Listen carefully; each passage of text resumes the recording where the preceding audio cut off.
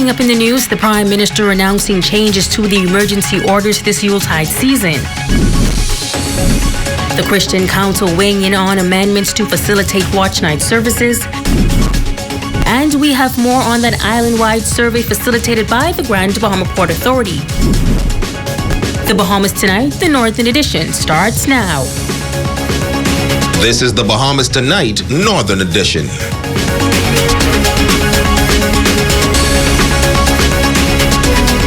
This is the Bahamas Tonight, the Northern Edition. Good evening, all. I'm Megan Shepard. Thank you so much for tuning in. Topping news, the nation's leader, Prime Minister, the Most Honorable Dr. Hubert Minnis, delivering a national address on Sunday evening, announcing some major appointments as the country continues to rebound after the unprecedented Hurricane Dorian and COVID-19 pandemic. The Prime Minister noted that the country has struggled economically since those major events. However, he stated that the government is committed to economic recovery. He said that he will be guided by an economic team that consistently communicates with the business and labor community, as well as religious and civil society leaders. The Prime Minister said that their core focus will be job creation and economic recovery through structural reform, bold ideas for diversification, the ease of doing business, and digital transformation.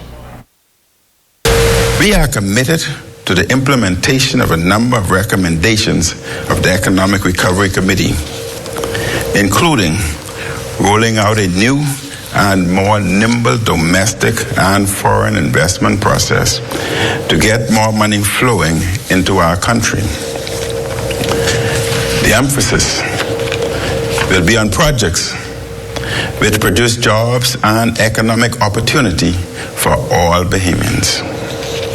We must also promote new thinking, ideas, and structural reform to make our tourism sector even more innovative and more vibrant. We must utilize innovative public-private partnership to get more Bahamians back to work.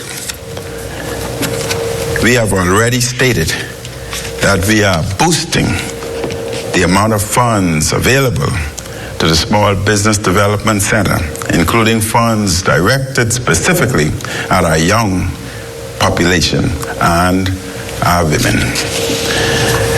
To help advance these economic goals and to boost jobs for the remainder of this term, I will continue to serve as the Minister of Finance. The Honorable Desmond Bannister, the Minister of Works, will become Deputy Prime Minister. The Prime Minister also announced that Senator the Honorable Kwesi Thompson will be a part of that team and will now serve as the Minister of State for Finance.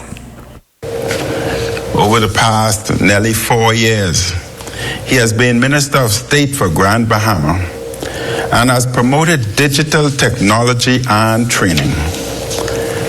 As Minister of State for Finance, I have asked him to focus on the economic needs and recovery of Grand Bahama, Family Island development, and the ongoing digital transformation of the Bahamas and that of the government. Meanwhile, the Prime Minister also announcing new measures for travel and the Christian community for the holiday season. Prime Minister, the Most Honorable Dr. Hubert Minnis, noting that while it has been a difficult and trying year globally, the Bahamas is doing generally well at the moment as it relates to managing the COVID-19 pandemic. He commended Bahamians for working together to create this current success. He added that Advent is a time of preparation and a time to ready ourselves for new life and new opportunities. As Bahamians prepare to celebrate the birth of Christ, he announced these new guidelines for church services.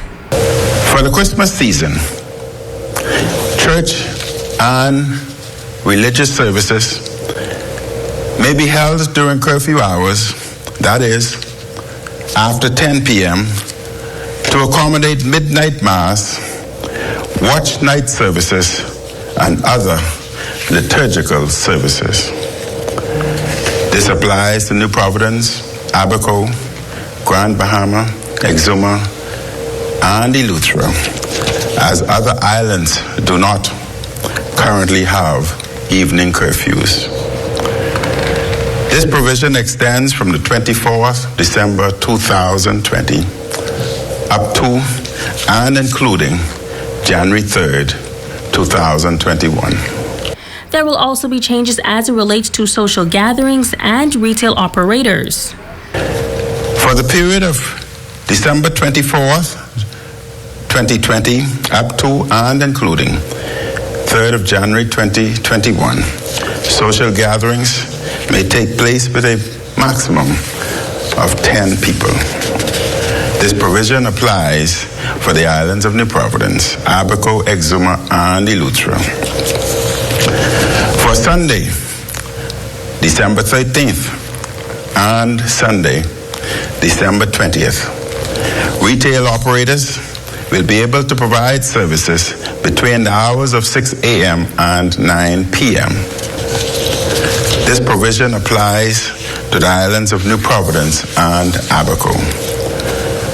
To be clear, the special provisions for the Christmas season that I have just outlined apply only to islands where the daily 9 a.m., 5 a.m. to 10 p.m. curfew and certain other public health protection measures are still in place. Now, while some restrictions will be loosened for a period of time, the Prime Minister emphasized that every citizen must remain careful and continue to practice all health and safety protocols. He also announced that beginning Monday, December 7th, there will be changes to the inter-island travel requirements. The quarantine presently in place for travelers leaving New Providence to go to the Family Islands will be lifted.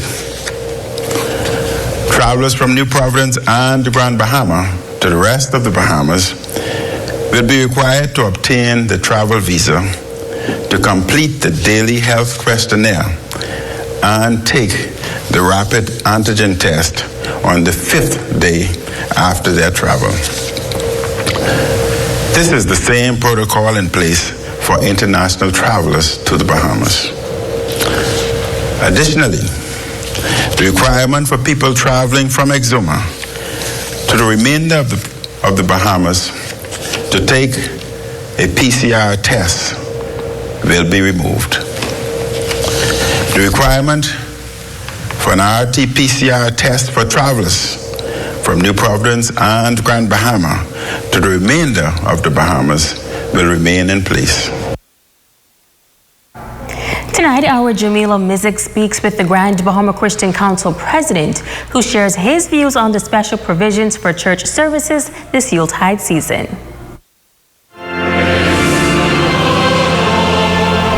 Effective Thursday, December 24th through Sunday, January 3rd, church services may be held after 10 p.m. to accommodate midnight mass, watch night services, and other liturgical services on New Providence, Grand Bahama, Abaco, Exuma, and Eleuthera. President of the Grand Bahama Christian Council, Pastor Robert Lockhart, says it is certainly good news as watch night services are customary for the Bahamian church. Outside of the Christmas service, or besides the Christmas service, it is the highlight of ending out the old year and heading into the new year. And so as pastors, I'd communicate also with the Bahamas Christian Council president. So we were in consultation with the government on that and just waiting for their response. So we're glad that we're able to agree on that. And I think it's going to be good for the Bahamian people. 2020 has been a very challenging year for the whole Bahamas, and especially for Grand Bahama and Abaco, who came out of one tragedy and into another strenuous situation. And at the end of it all, we want to give God thanks, and at the same time thank Him for bringing us through, even though it's been difficult. Pastor Lockhart says during this time, churches will continue to follow the guidelines just as they do during Sunday morning services. As a church, we know how to do this, okay? And I think we've always done well. The church is always committed to following the guidelines with regards to following the protocol, sanitation. because the key is coming together to worship is important for us as God's people, and that's essential for us. Being able to worship together, pray together, encourage one another, that's essential. And so I think in the church community we have, and then to encourage the rest of the community. The church isn't just about the church. We're about being God's hands extended to the community, to our neighbors, the communities that we're in, and being able to come together is important to us. And so we do all that's necessary to make sure that that continuously is possible.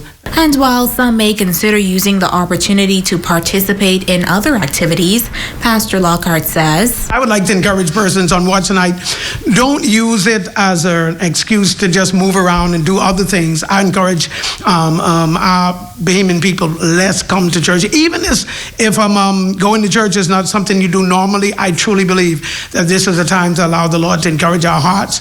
And we have some people who Watch Night is their church night for the whole year, and so we'll encourage persons to go. I believe that many pastors, if not all, will be a channel of God's grace in communicating words of encouragement and faith that's going to help our people to move out of this year and move into the new year. Now, churches may conduct worship services on Saturday and Sunday between the hours of 7 a.m. and 1 p.m. and during the week between the hours of 6 a.m. and 9 p.m. To this, the Grand Bahama Christian Council president says there are no major complaints. Pretty much as the church, we're pretty much allowed to function pretty much like we normally would. Our offices are able to be open. Our church times on Sunday mornings, midweek services in the evening till 9 o'clock, Watch Night services in place. So I think we have no problem cooperating with all of the other. We do understand that there needs to be some level of, we may not be able to move 100% like we did prior to the pandemic, and we understand that.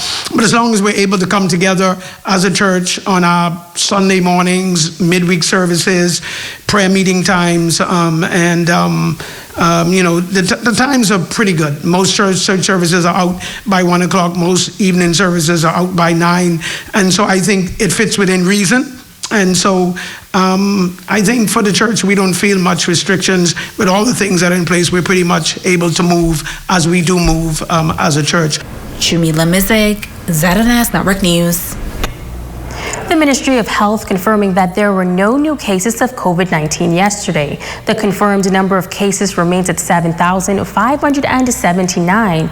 A total of 11 cases are hospitalized. 4 of those cases are in hospital on Grand Bahama. There are 5 reported recoveries, and the death toll remains at 163.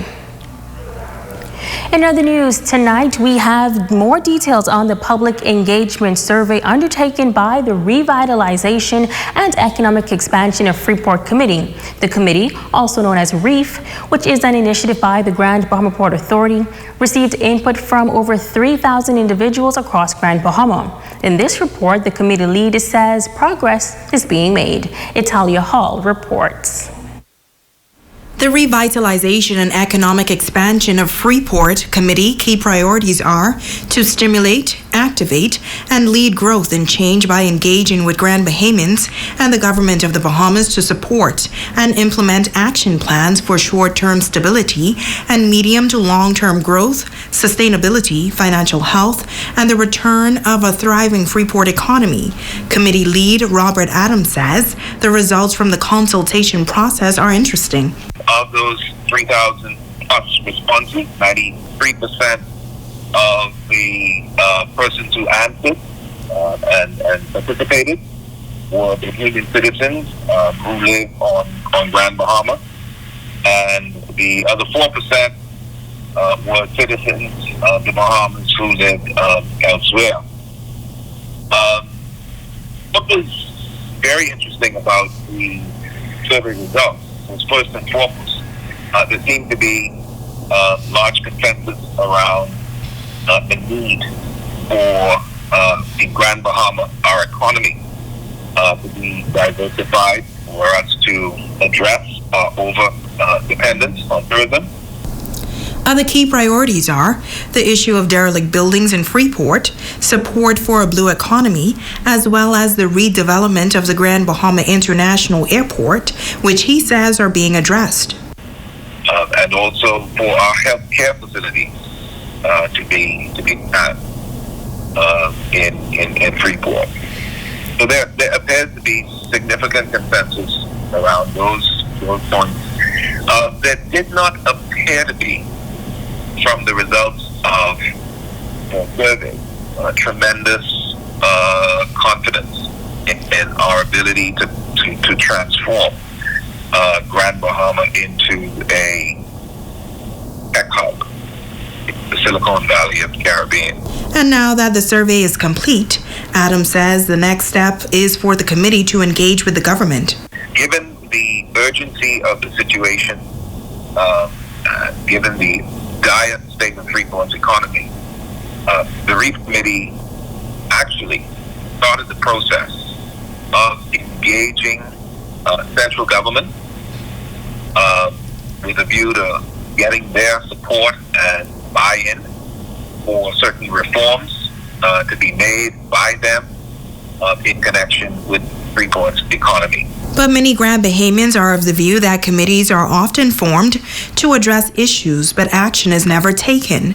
While Adam says Grand Bahamians can expect positive results, and the group of individuals on the committee are action-oriented. If you look at the composition of the committee, these are individuals who have been outspoken in the past about what needs to be done in Freeport. They remain invested in Freeport and remain committed to its future. We all take a view that the pandemic and the impact of Hurricane Dorian has created a set of circumstances which, whilst unfortunate for many in Freeport, we think in terms of getting things done, it provides an imperative for central government to listen to stakeholders on this occasion, and also the Port Authority. We think it's really now or never. Italia Hall, ZNS Network News. Stay with us. There's more news right after this break. Oh, the weather outside is frightful.